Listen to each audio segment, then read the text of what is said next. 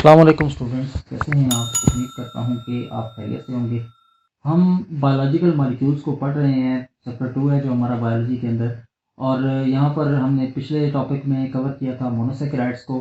यहाँ हम बात करेंगे अबाउट ओलिगोसेकेराइड्स। तो ओलिगोसेकेराइड्स की कैरेक्टरिस्टिक्स को हम देखते हैं। पहला कैरेक्टर में ये होता है कि ये लेस स्वीट इन टेस्ट होते हैं। ये हम कंपैरिजन कर रहे हैं जो अपने प्रीवियस टॉपिक के साथ जो हमने मोनोसेकेराइड पढ़ा है उनकी निस्बत ये लेस स्वीट हैं और लेस सॉल्युबल इन वाटर। जैसे जैसे मोनोसेकेराइड्स का नंबर किसी कार्बोहाइड्रेट के अंदर बढ़ता जाएगा वैसे ही इनकी मिठास की भी कम होती जाएगी, वैसे ही इनकी पानी के अंदर सॉल्युबिलिटी भी कम होती जाएगी।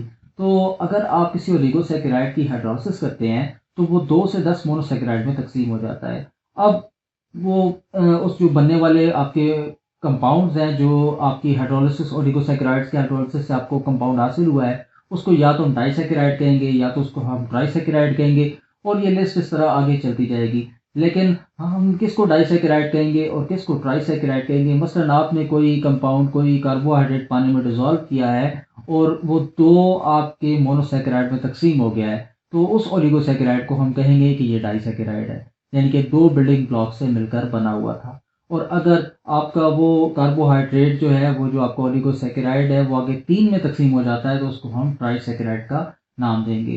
तो ये आपके डाइसेकेराइड हों या ट्राइसेकेराइड हों, ये आपस में जुड़े हुए होते हैं ग्लाइकोसिडिक लिंकेज के जरिए।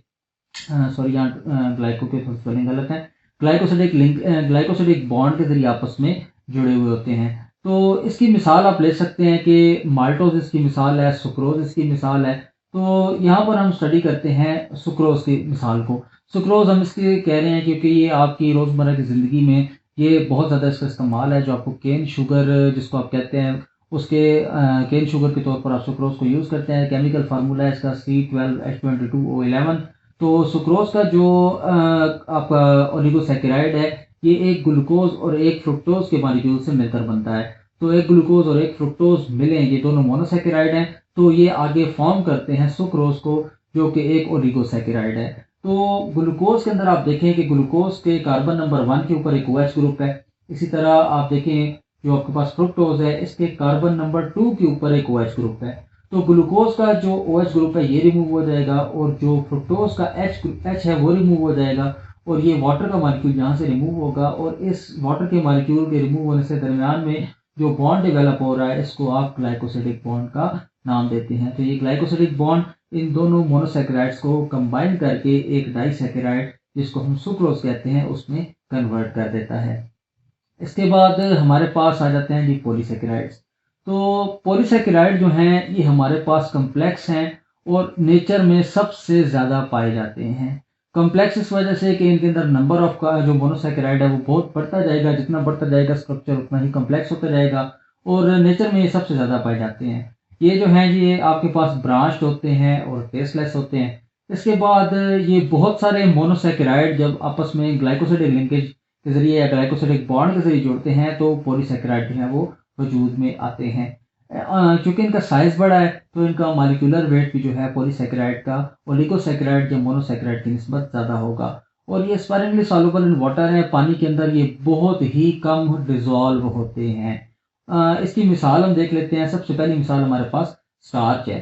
स्टार्च आपके पास फ्रूट्स, सीड्स, ग्रेन, ट्यूबर, ये जो सारी चीज़ें आप खुराक के तौर पर आमतौर पर इस्तेमाल करते हैं तो उनसे हम स्टार्च ही हासिल कर रहे होते हैं। तो ये एनिमल का जो मेन सोर्स ऑफ फूड है वो स्टार्च ही है जो हम सब्जियों फलों वगैरह से हासिल करते हैं। तो जब आप स्टार्च की हाइड्रोलिसिस करते हैं तो उससे आपको ग्लूकोज ऑब्टेन होता है।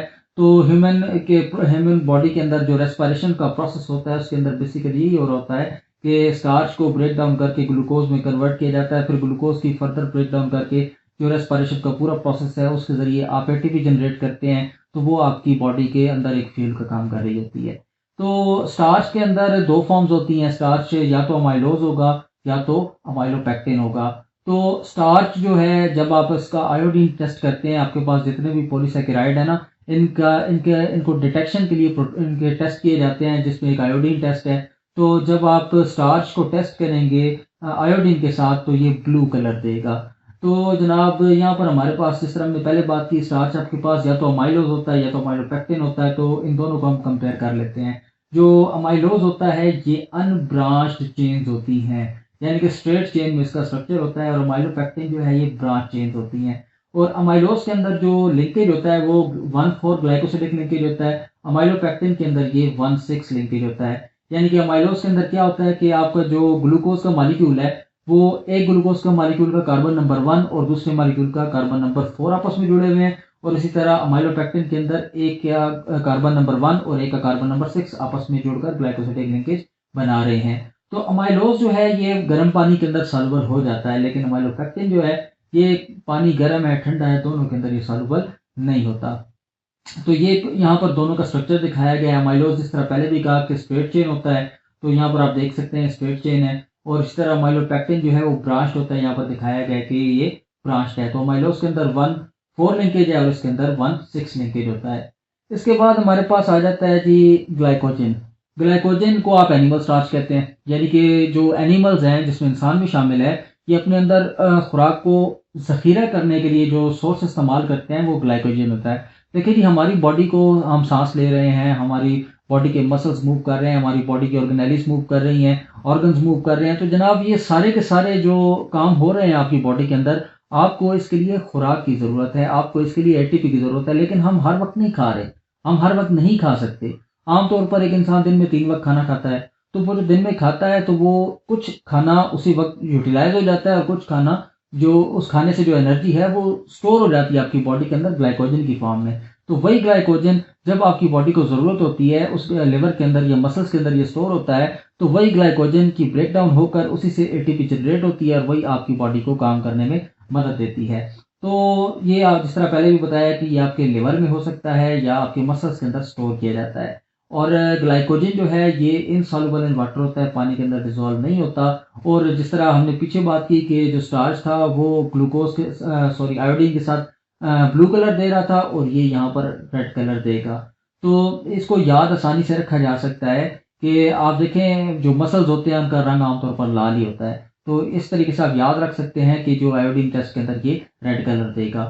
और इसकी भी जब आप करेंगे हाइड्रोलिसिस, तो ग्लूकोज से ही मिलकर बना हुआ है, तो यानी कि ये ग्लूकोज ही आगे जनरेट करेगा। तो यहाँ पर इसका स्ट्रक्चर दे सकते हैं आप ग्लाइकोजन का, ये भी ब्रांच होता है और आपको यहाँ पर साफ नज़र आ रहा है। इसके बाद हम बात करते हैं जी सेलुलोज की। तो सेलुलोज जो है ये नेचर के अंदर सबसे जो अबंडेंट कार्बोहाइड्रेट है वो सेलुलोज है। हमने पीछे बात की कि पॉलीसेकेराइड सबसे अबंडेंट है नेचर के अंदर कार्बोहाइड्रेट्स के हवाले से। तो अगर कौन सा कार्बोहाइड्रेट आपसे पूछा जाए कि नेचर में सबसे अबंडेंट है, तो उसका जवाब होगा सेलुलोज। तो सेलुलोज क्यों अबंडेंट है? आपके पास जितने भी पौधे मौजूद हैं सबकी सेल वॉल जो है वो सेलुलोज से ही मिलकर बनी है। और आपके पास कॉटन देखें, ये जो रुई आपके घरों में मौजूद होती है, ये आप देखें डॉक्टर्स भी यूज़ करते हैं, इसके अलावा घरों में भी इस्तेमाल होती है। तो ये प्योरेस्ट फॉर्म जो होती है वो सेलुलोज की यही कॉटन होती है। तो ये प्लांट की सेल वॉल बनाता है जी। और सेलुलोज पानी के अंदर बिल्कुल सॉल्युबल नहीं होता, आप इसको पानी के अंदर डालें तो ये बिल्कुल डिजॉल्व नहीं होता। यही प्रॉपर्टी इसको इस काबिल बनाती है ये पौधे की सेल वॉल और स्ट्रक्चरल जो यूनिट्स हैं उनको डेवलप करे। तो आप इसकी जब हाइड्रोलिसिस करते हैं तो हाइड्रोलिसिस के रिजल्ट में ये भी ग्लूकोज ही प्रोड्यूस करेगा, क्योंकि ये भी ग्लूकोज इसका बिल्डिंग ब्लॉक है।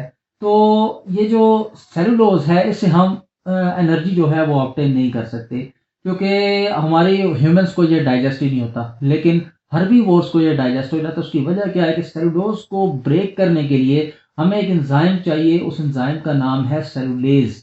और सेलुलेज जो एंजाइम है वो इंसान के अंदर प्रोड्यूस नहीं होता, लेकिन जो हर्बीवोर्स हैं उनकी बॉडी के अंदर ये एंजाइम प्रोड्यूस होता है, तो वो उसकी ब्रेकडाउन कर सकते हैं। और आयोडीन के साथ जब आप इसका टेस्ट करेंगे तो कोई कलर नहीं आएगा। यहाँ पर दोबारा रिवाइज कर देता हूँ कि जब आप सबसे पहले स्टार्च को करेंगे तो जब आप स्टार्च को करेंगे तो उसका कलर आएगा ब्लू, और जब आप ग्लाइकोजन को करेंगे तो उसका कलर आएगा रेड, और जब आप सेलुलोज को करेंगे तो उसका कोई कलर नहीं आएगा। तो ये आपके पास सेलुलोज का स्ट्रक्चर मौजूद है, ये स्ट्रेट चेन स्ट्रक्चर होता है। और आज हम यहीं तक रखेंगे। इंशाल्लाह नेक्स्ट जो है लेक्चर के अंदर हम आगे जो लिपिड्स हैं उनको स्टार्ट करेंगे। अल्लाह हाफिज़।